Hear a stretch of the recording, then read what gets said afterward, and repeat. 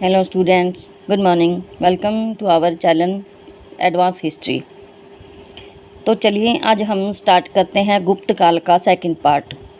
जो गुप्त काल का फर्स्ट पार्ट मैं पिछली वीडियो में करवा चुकी हूँ, तो आई होप कि वो वीडियो आपको अच्छी लगी हो और उस वीडियो का कंटेंट आपके लिए बहुत हेल्पफुल हो।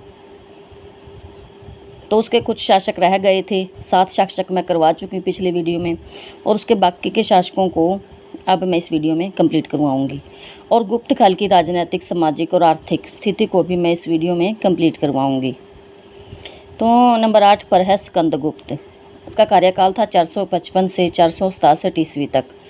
ये गुप्त वंश का सब अंतिम प्रतापी शासक था, क्योंकि इसके बाद के शासक बहुत ही विलासी और कमज़ोर हुए हैं। गुप्त वंश में हुनों को पराजित किया था इसने अपने काल में 466 ईस्वी में। इसका उल्लेख कहाँ मिलता है? भीतरी स्तंभ लेख में मिलता है उल्लेख। पुष्यमित्र के विद्रोहों का भी इसने सामना किया। स्कंदगुप्त ने 466 ईस्वी में चीनी सांग सम्राट के दरबार में अपना एक राजदूत भेजा था। स्कंदगुप्त ने उत्तराधिकारियों में बुद्धगुप्त सबसे अधिक शक्तिशाली था। वह बौद्ध था, बुद्धगुप्त बौद्ध था।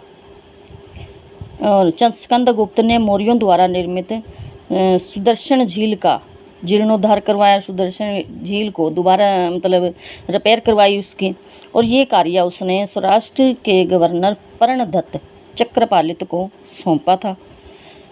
और गुप्त वंश के शासक भानुगुप्त के समय सती प्रथा का प्रथम साक्ष्य 510 के एरण अभिलेख से मिला है।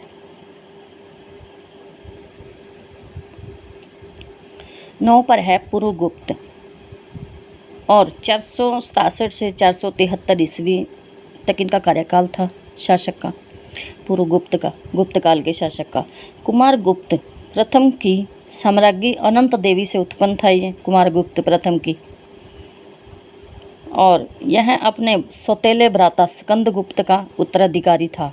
इसका कोई अभिलेख या प्रशस्ति नहीं मिली है इतिहास में। और नंबर 10 पर है कुमारगुप्त द्वितीय। 473 ईस्वी से 476 ईस्वी तक इसका कार्यकाल रहा। राजधानी इसकी पाटलिपुत्र थी। वर्तमान में पटना के रूप में बिहार की राजधानी है पाटलिपुत्र। और नंबर 11 पर है बुद्धगुप्त। तो इसकी राजधानी भी पाटलिपुत्र थी, यानी इसने भी अपने पिछले शासक कुमारगुप्त द्वितीय की भांति अपनी राजधानी पाटलिपुत्र बनाई।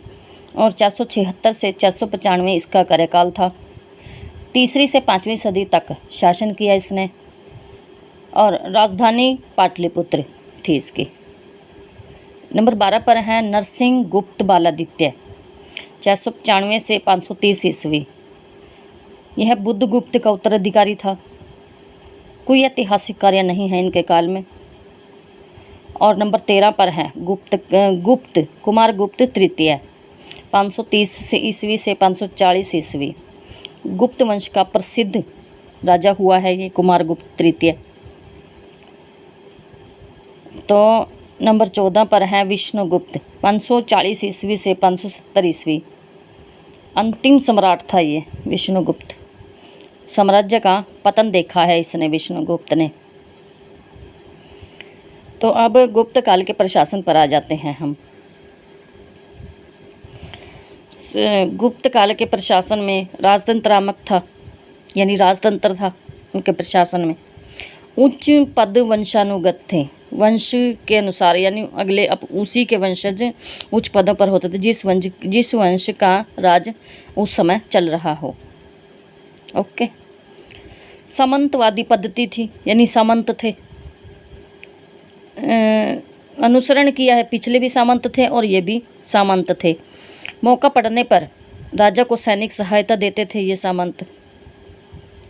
प्रशासक को गोप्ता कहा जाता था, जो इसका प्रशासक था, यानी जो इसकी देख रेख करता था, उसको गोप्ता कहा जाता था। भुक्ति का शासक ऊपरी करता था। भुक्ति के नीचे विषय नामक प्रशासनिक इकाई थी, यानी सबसे ऊपर कौन सा हो गया? गोप्ता नंबर 1। भुक्ति कौन सा हो गया, नंबर 2 पर। और इसके नीचे विषय कितने हुए, 3।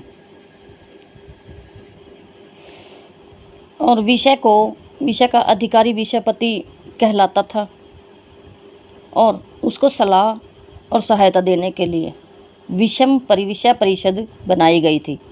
और विषय परिषद के सदस्य नगर श्रेष्ठी, जो नगर में श्रेष्ठ थे, साथर्ववाह, जिनका सभी जगह बोलबाला हो, प्रथम कुलीक और प्रथम कायस्थ। ग्राम समूह की सबसे छोटी इकाई पैठ थी।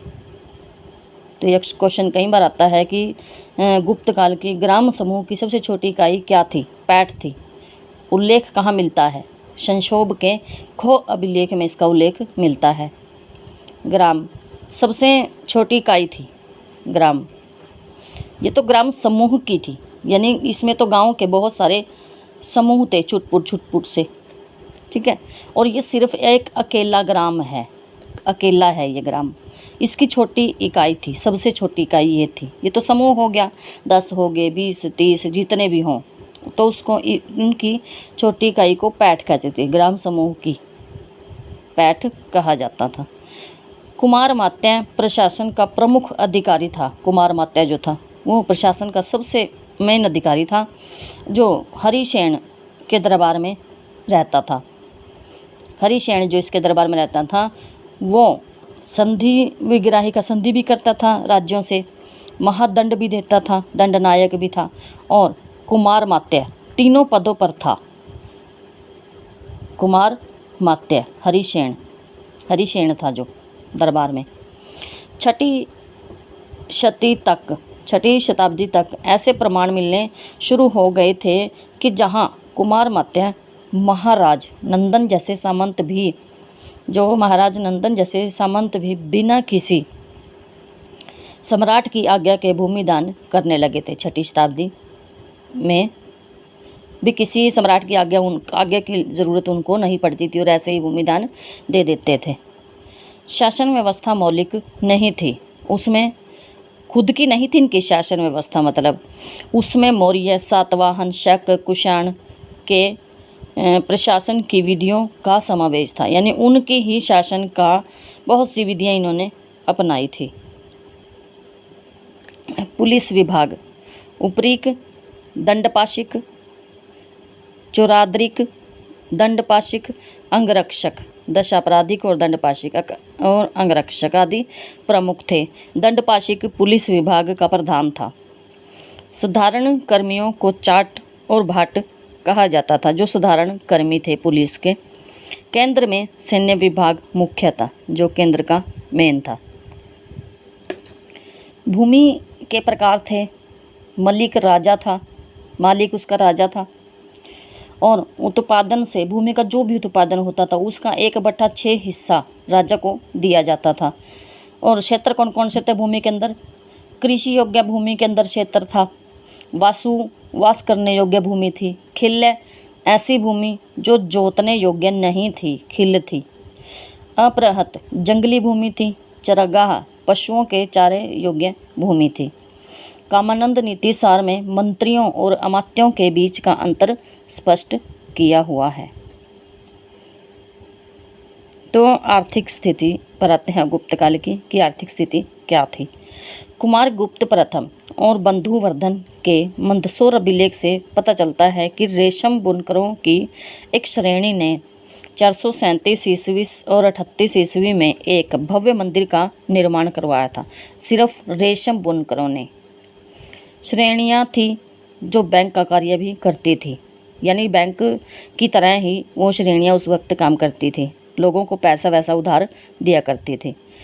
परवर्ती गुप्त यानी उसके बाद के गुप्तों के बाद के गुप्त मुद्राओं का वजन बढ़ता गया। जो बाद के गुप्त आए उनकी मुद्राओं का वजन तो बढ़ता गया, लेकिन सोने का अंश कम होता गया उसके अंदर। तांबे के सिक्के कम थे।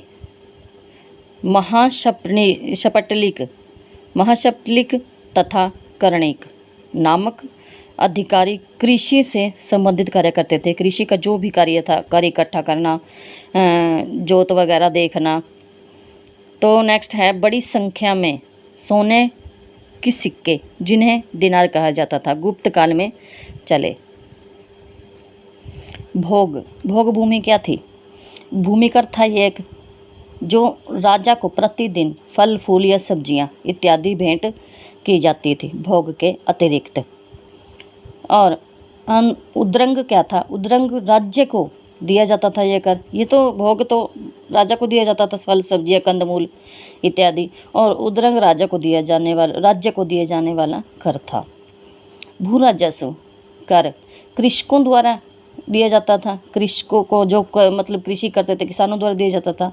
नगद हिरण्य के रूप में, हिरण्य नगद, या मेय अन्न के रूप में, अन्न के तौल के रूप में, अन्न को तौल के रूप में दिया जाता था। दोनों रूप में दिया जाता था, नगद भी और मेय भी।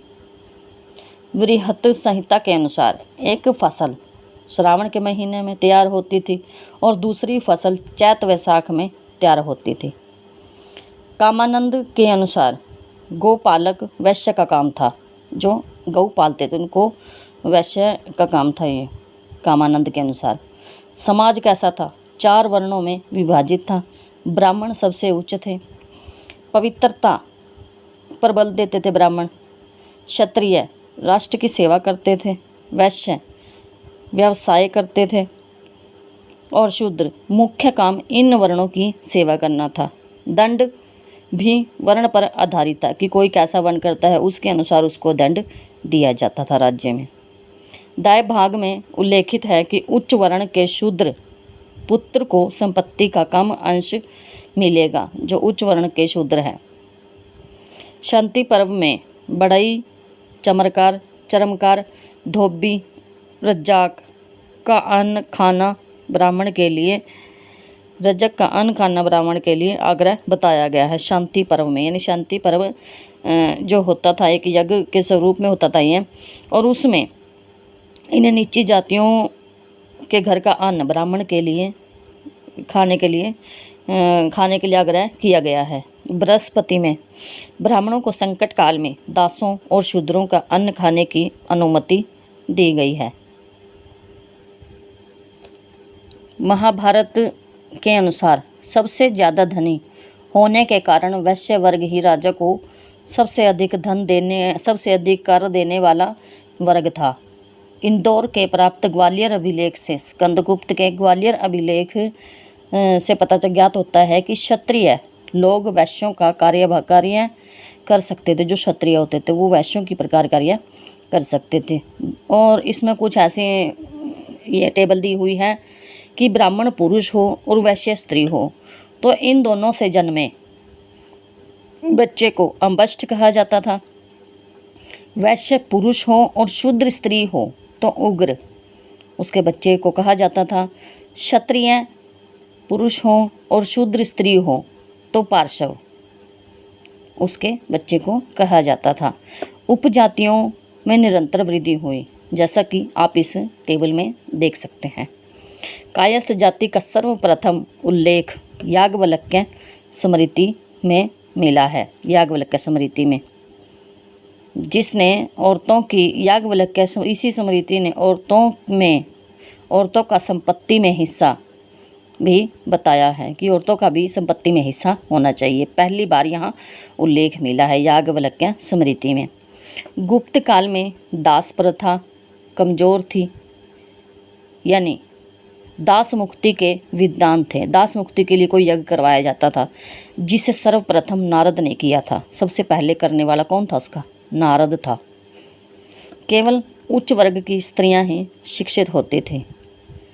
सती प्रथा का प्रथम साक्ष्य एरण अभिलेख 510 ईस्वी में, जिसे गोपराज नामक सेनापति की पत्नी के सती होने का प्रमाण मिला है। गोपराज नामक एक सेनापति था। हर्षवर्धन की माँ यशोमती अपने पति की मृत्यु की संभावना मात्र पर ही 604 ईस्वी में सती हो गई थी। धार्मिक स्थिति क्या थी गुप्त काल में? तो समाज वैष्णव, शैव, भागवत इन धर्मों में बटा था। ब्राह्मण के पुनरुत्थान का काल चल रहा था। ये धार्मिक स्थिति में गुप्त काल में जो धार्मिक स्थिति उसमें ब्राह्मण के पुनरुत्थान का काल शुरू हो गया था। ब्रह्मा विष्णु महेश की पूजा की जाती थी। ब्राह्मण ग्रंथों के अनुसार विष्णु 39 अवतार बताए गए हैं विष्णु के, किंतु 10 को ही मान्यता प्राप्त है। शैव धर्म के अनेक संप्रदाय हैं। शैव, पाशुपत, कपालिक, कालमुख संप्रदाय। वामन पुराण में मिला है शैव धर्म। चंद्रगुप्त द्वितीय ने अपने सिक्कों पर नाम के साथ साथ परम भागवत विशेषण का प्रयोग किया है। चंद्रगुप्त द्वितीय ने, और चंद्रगुप्त द्वितीय और समुद्रगुप्त के सिक्कों पर विष्णु के वाहन गरुड़ की प्रतिमा अंकित है। गरुड़ की प्रतिमा। नेक्स्ट है कुमार प्रथम के मंत्री पृथ्वीसेन ने शिव मंदिर के लिए दान दिया था। कुमार प्रथम ने। स्कंदगुप्त के अधीन सामंत महाराज हस्तिन शिवोपासक थे, जो स्कंदगुप्त के अधीन सामंत था। हस्तिन शिवोपासक था, शिव की उपासना करता था वो। और नेक्स्ट पॉइंट है कुमारगुप्त प्रथम के सिक्कों पर मयूर पर आरूढ़ कार्तिकेय की प्रतिमा मिली है। कुमारगुप्त प्रथम के। और कुछ मंदिर बनवाए थे, जैसे तिगवा जबलपुर एमपी विष्णु का मंदिर, भूमरा नागौद एमपी शिव मंदिर, नचना कुठार एमपी पार्वती का मंदिर था ये, देवगढ़ झांसी यूपी। दशावतार मंदिर खोह नागौद एमपी में शिव मंदिर, भीतरगांव कानपुर में है ये यूपी में, ईंटों का मंदिर है ये अक्सर इनसे काफ़ी बार पॉइंट बनता है एग्ज़ाम में। और नेक्स्ट पॉइंट है बुलंदशहर जिले के मांडस्यात नामक बस्ती भगवान सूर्य का एक मंदिर है। मांडस्यात बस्ती में, बुलंदशहर जिले के। फाहियान के अनुसार कश्मीर, अफ़गानिस्तान और पंजाब में बौद्ध धर्म के केंद्र हैं। फाहियान कहता है जो महायान मत के अंतर्गत। नेक्स्ट पॉइंट है महायान मत के अंतर्गत माध्यमिक और योगाचार संप्रदाय मुख्य थे। महायान मत 313। नेक्स्ट पॉइंट है 313 ईस्वी में मथुरा में और 453 ईस्वी में वल्लभी में जैन सभाएं हुई थी। नेक्स्ट पॉइंट है वल्लभी सभा का सभापति कौन था? जैन आचार्य समाश्रयण था। और मुनि सर्वनंदी ने 458 ईस्वी में लोक विहंग नामक ग्रंथ लिखा था। मुनि सर्वनंदी ने। आचार्य सिद्धसेन ने न्यायवार्ता की रचना की। कदंब और गंग राजाओं ने जैन धर्म को राजकीय समर्थन दिया। तो एग्जामिनर कई बार 4 ऑप्शन दे देगा और 2 ऑप्शन को आपको चुनने के लिए कहे कि इन शासकों में से किसने जैन धर्म को राजकीय समर्थन दिया था। जैसे कदंब और गंग राजाओं ने जैन धर्म को संरक्षण दिया था अपने राज्य में। मथुरा और वल्लभी श्वेतांबर संप्रदाय से थे। ये जैन धर्म के केंद्र थे श्वेतांबर, क्योंकि जैन धर्म 2 में बटा हुआ था ना, दिगंबर और श्वेतांबर।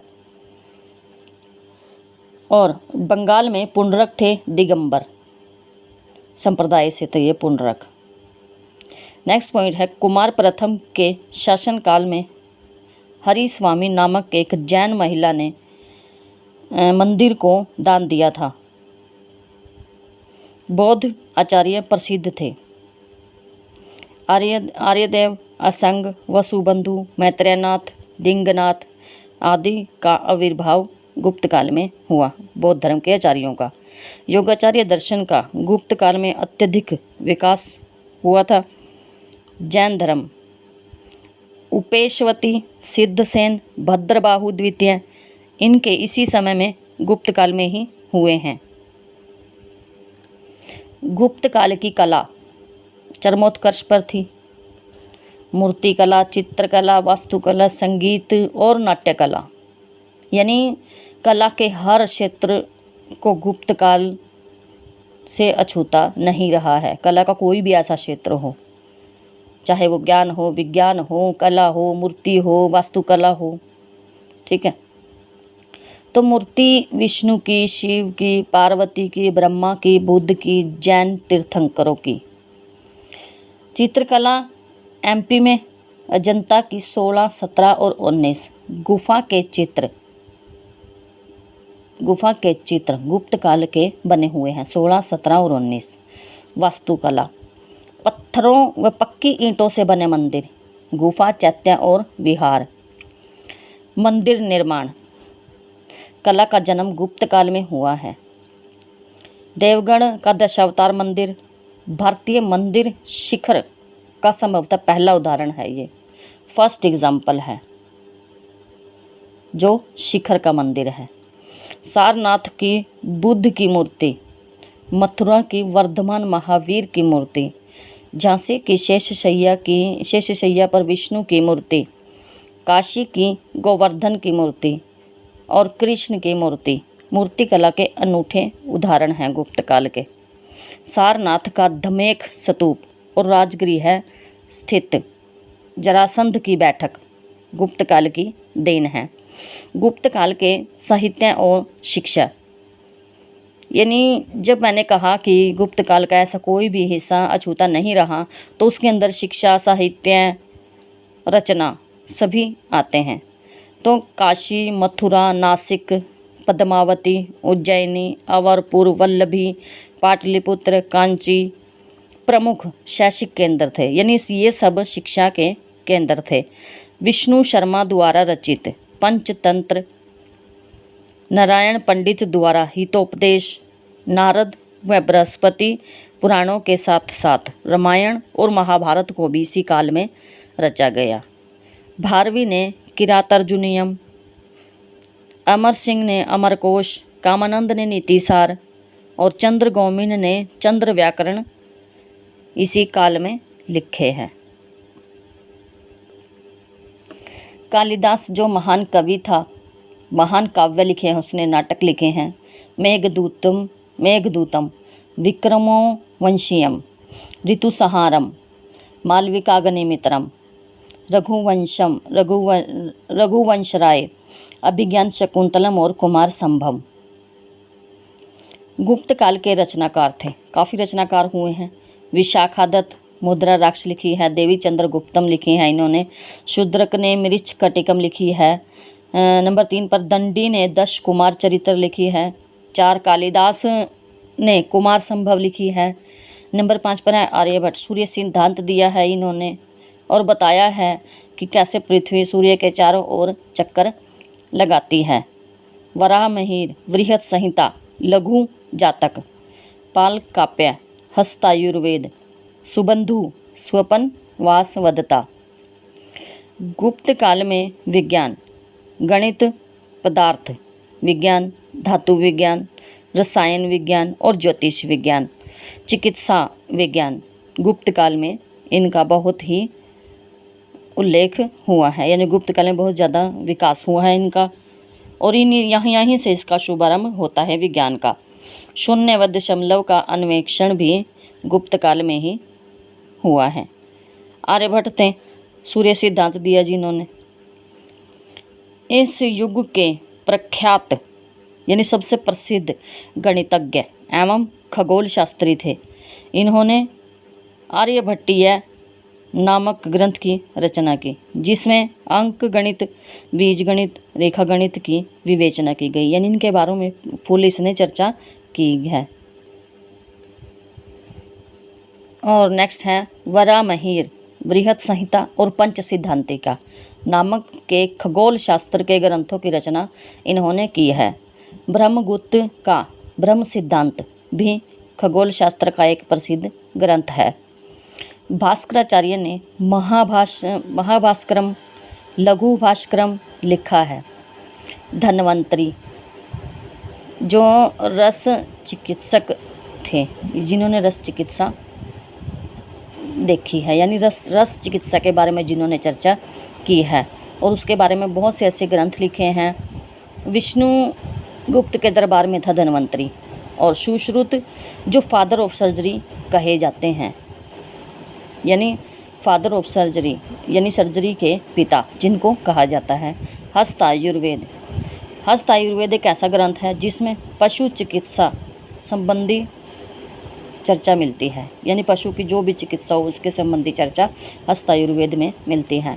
धन्वंतरी प्रसिद्ध आयुर्वेदाचार्य थे ये। इन्होंने सिद्ध किया है कि सोना, चांदी, तांबा, लोहा आदि धातुओं में रोग निवारण की शक्ति होती है, यानी इन चीज़ों का प्रयोग करते हैं हम घरों में तो उसमें हम रोग निवारण कर सकते हैं इनका उपयोग करके।